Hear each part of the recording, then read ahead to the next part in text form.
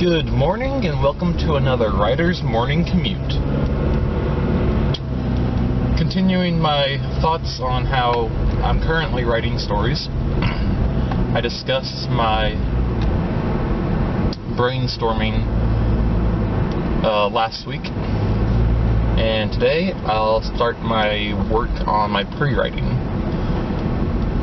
So the first part of my pre-writing process is essentially to, well, if you're familiar with the snowflake method, this will sound pretty familiar. A lot of my outlining techniques I've found from various sources, different people, how they do different things. I've taken what I've liked and kind of compiled my own, Frankenstein-esque outlining process from it all. That's something that I really suggest writers do, is especially when you're new and getting started, to study how other people who are successful do their stuff, or just find ways that are suggested that resonate with you, and then take what advice is useful to you and, just discard whatever isn't. If you find, I've found some things where out of an entire blog, maybe one or two sentences was useful to me, and I yanked that out and stored it away, incorporated it into my process, and then, just ignored whatever wasn't useful.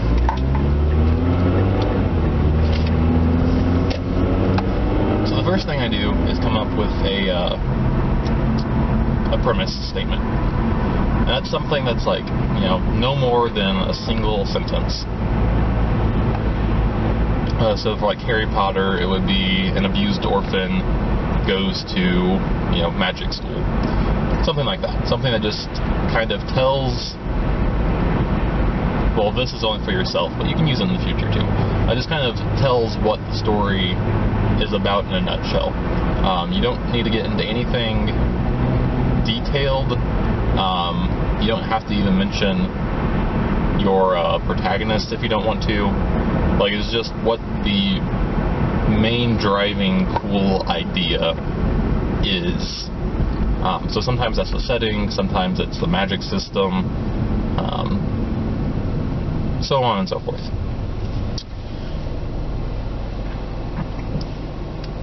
After each of these steps, I'll kind of go back through and reevaluate everything that's come before.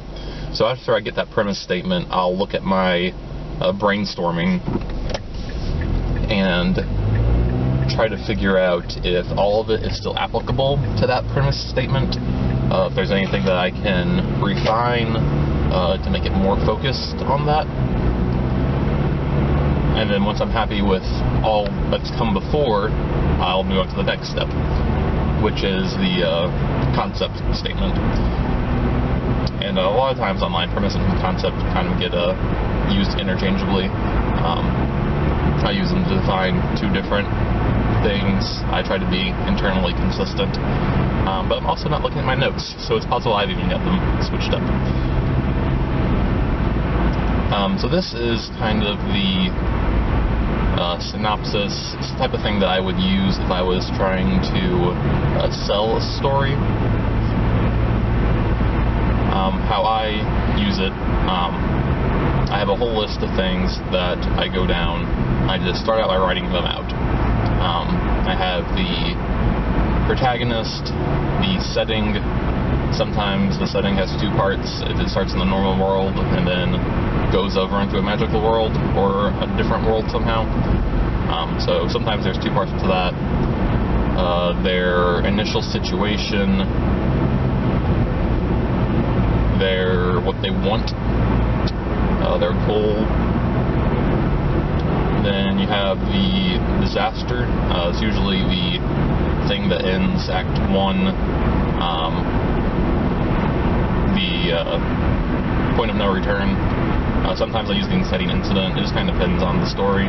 One time I used the midpoint, and I think that really, I don't know, I'm not sure that it worked at all for the story, but it worked well enough for my needs. So you have the disaster that kind of launches them into the story. Then you have the antagonist and the obstacle. The antagonist is if there's a specific character who's working against the protagonist, and the obstacle if it's just a general thing or force like the weather or some sort of other non-sentient opposition. And then the stakes, as far as like what happens if the character doesn't get their goal. And sometimes you don't have all those. Sometimes you'll have an antagonist but not an obstacle. Sometimes you'll have an obstacle but not an antagonist. But I just check my story to see if it has those things, and I write them out.